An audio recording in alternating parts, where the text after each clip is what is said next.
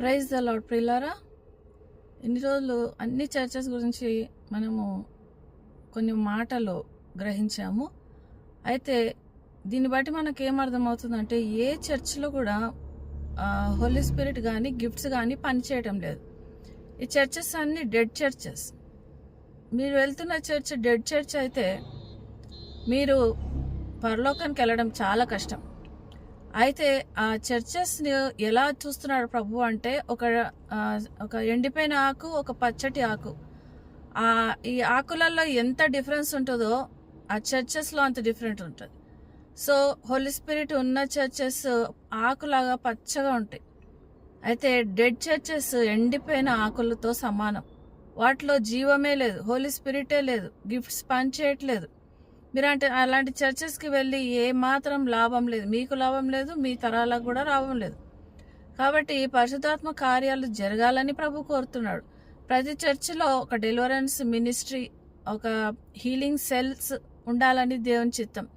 ఎందుకంటే చూడండి, ఎప్పుడైనా ఏదన్నా ఇట్లా మనకు ఏమైనా జరిగినాయి అనుకుందాం, హీలింగ్ కావాలనుకుందాం, లేకపోతే ఏదన్నా చెడు జరిగింది అనుకున్నాం, వెంటనే ఏమైపోతాము, మనము మన స్వభావాన్ని బట్టి, పాత స్వభావాన్ని బట్టి ఏ మంత్రగాల దగ్గరకో తంత్రగాల దగ్గరకో వెళ్ళిపోయి తాయెత్తులు కట్టుకొని ఇంకా సఫర్ అవుతాం. కానీ దేవుడు ఏమంటున్నాడంటే ప్రతి చర్చిలో ఒక సెల్ ఉంటే వాళ్ళకు డెలివరెన్స్ చేయాలి, హీలింగ్స్కి కూడా వాళ్ళని వాడుకోవాలని ప్రభు చిత్తం. దేవుడే చెప్పాడు కదా మనకు, మీరు నా నామంన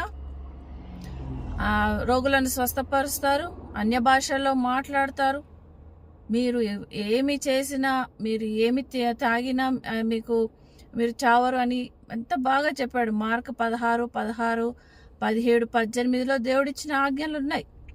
కాబట్టి మనం వెళ్ళే చర్చెస్ని చాలా జాగ్రత్తగా ఎంచుకోవాలి.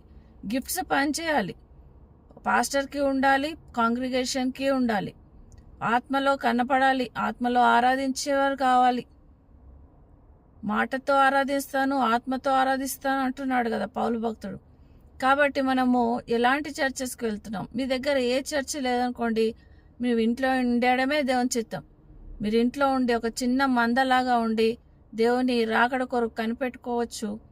దేవుడు మిమ్మల్ని విడిచిపెట్టాడు.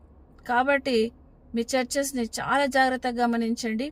ఒకరి భారంలో ఒకరు మోస్తున్నారా అది కూడా చూడండి. మనం చర్చికి వెళ్తే ఒకరి మొహాలు ఒకరు చూసుకోం. అలాంటివి కాదు దేవుడు కోరేది.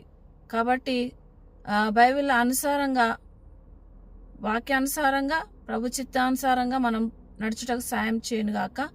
దేవుడు మిమ్మల్ని దీవించును గాక.